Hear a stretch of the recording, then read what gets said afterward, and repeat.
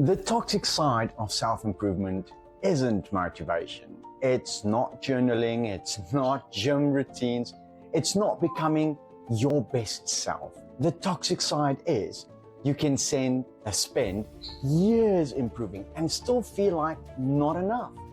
And the scarier part, you can work on yourself so hard that you slowly start hating yourself. Today, we're stopping that. If any of this is you watch your self-improvement videos and feel inspired, then feel guilty. You keep saving content, but nothing changes. You keep thinking, I need to fix myself. You feel behind, even when you're trying. You feel like you're failing at life because you're not consistent. You're not lazy, you're not broken, you're stuck in a loop. And self-improvement can actually feed that loop if you don't know what to watch for. How's it? I'm Corlo, I'm a Neuro coach. I help people change the patterns that keep repeating. The same stress cycles, the same self-sabotage, the same start strong and then fall off story. You know what I mean. And I'm not anti-self-improvement at all. I'm anti-self-improvement that turns into pressure, shame, and fake progress. In this video, I'm going to show you 5 toxic traps in self-improvement, why your brain gets addicted to feeling productive, how to tell the difference between real growth and fake progress, how to do self-improvement in a way that builds self-respect instead of burnout, with no excuses, no awkward demos, just truth in simple language. Quick pause here. If you're listening and you're thinking, okay, I'm in this type of loop, I keep trying, but I can't make it stick. That's exactly what we unpacked in my free sessions.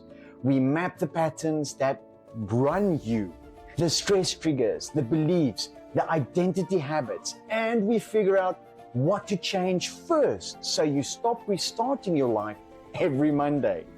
The free session link is in the description, and hit that subscribe button because this channel is for people who want real change, not another just try harder speech. Right, let's get into the toxic traps.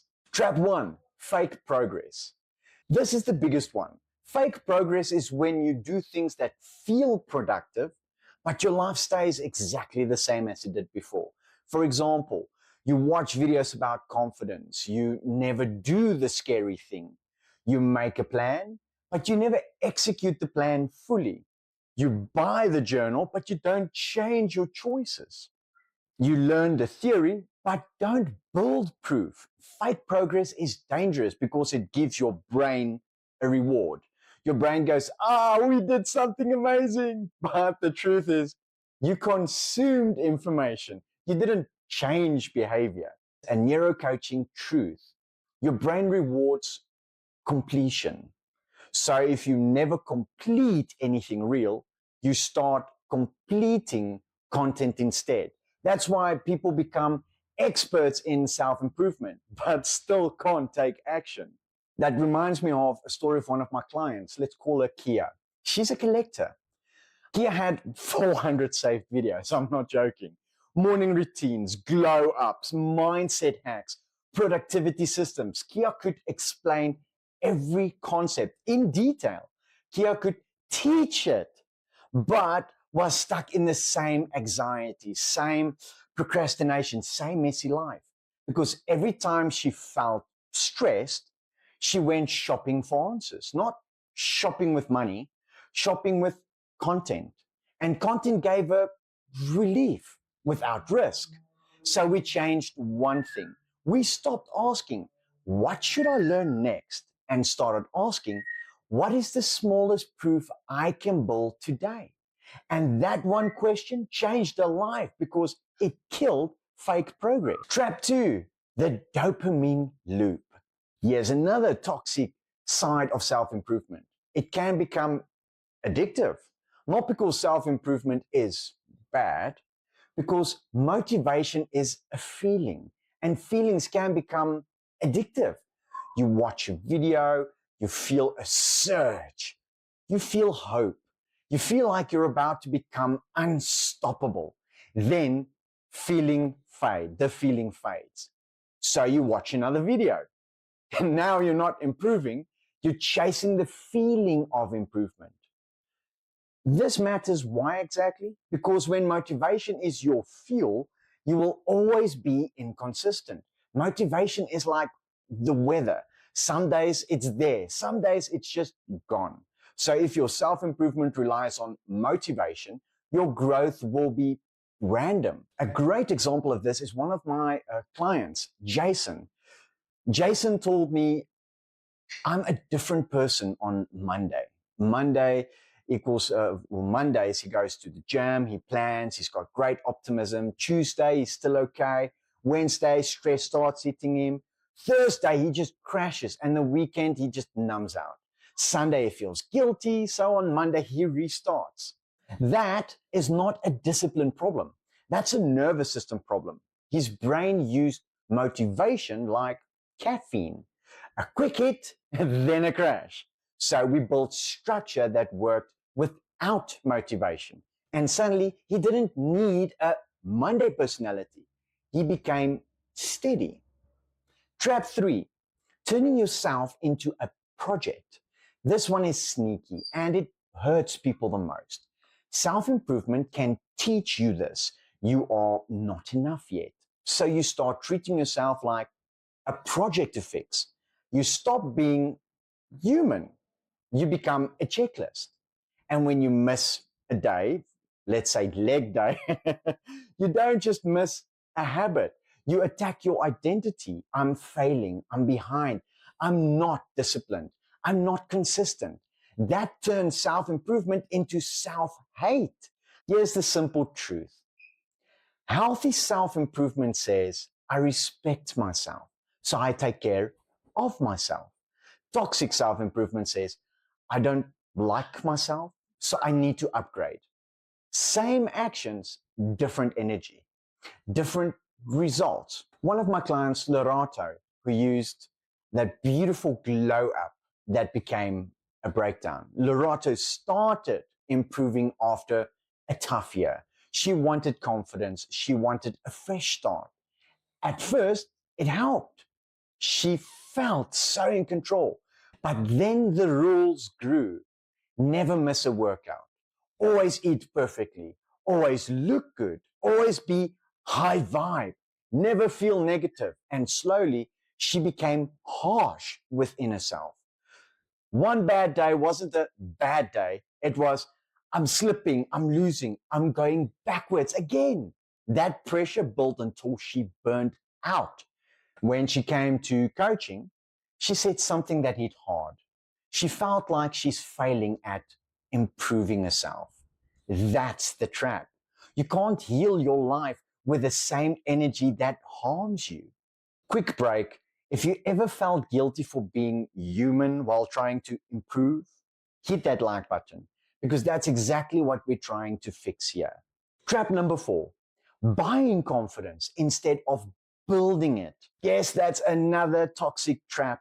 Self-improvement can turn into consumerism, skincare supplements, courses, tools, planners, aesthetic routines. And listen, buying nice things isn't evil, but buying things to feel enough is a bottomless hole because the brain learns. When I feel bad, I buy something and I feel better.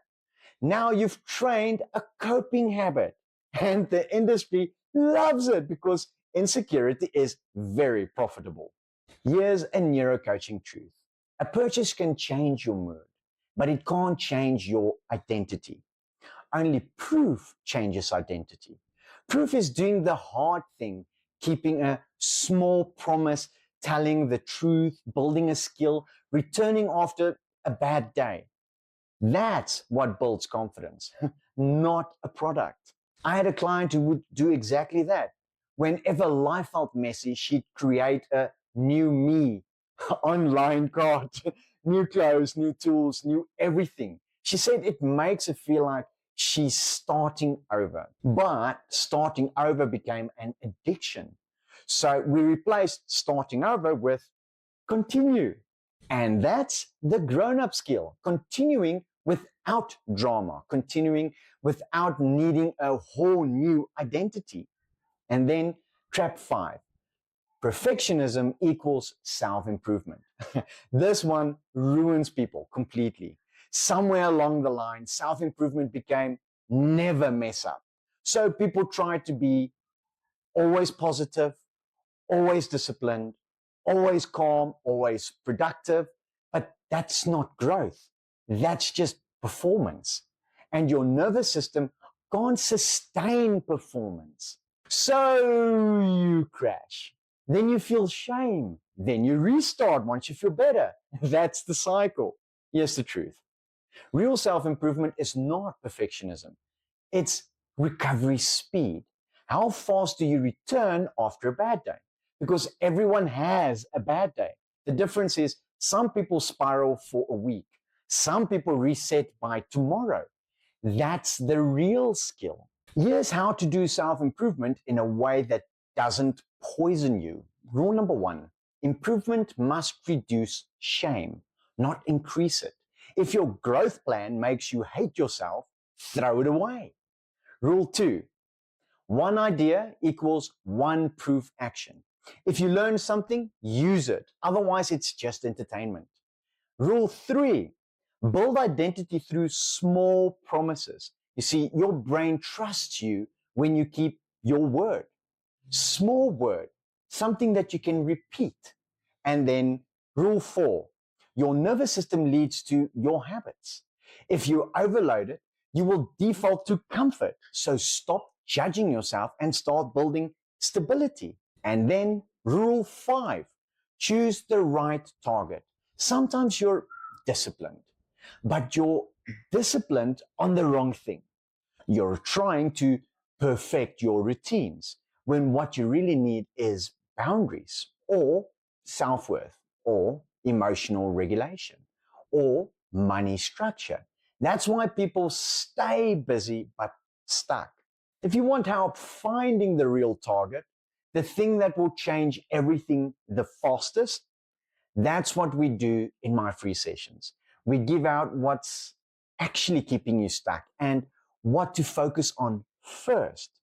And if you want weekly support, I run a weekly stress and frustration release group session too, because self-improvement is easier when you stop doing it alone. Links are in the description. So let me land this for you quickly. Self-improvement is not toxic, not at all. But self-improvement becomes toxic when it becomes a dopamine loop. It becomes fake progress. It becomes consumerism. It becomes perfection. It becomes self-hate, dressed as growth. You are not perfect. You're a person.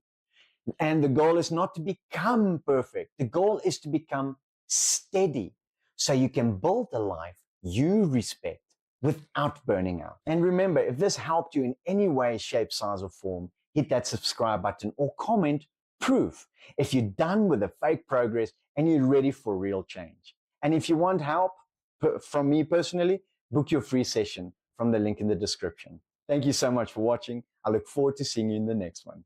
Cheers.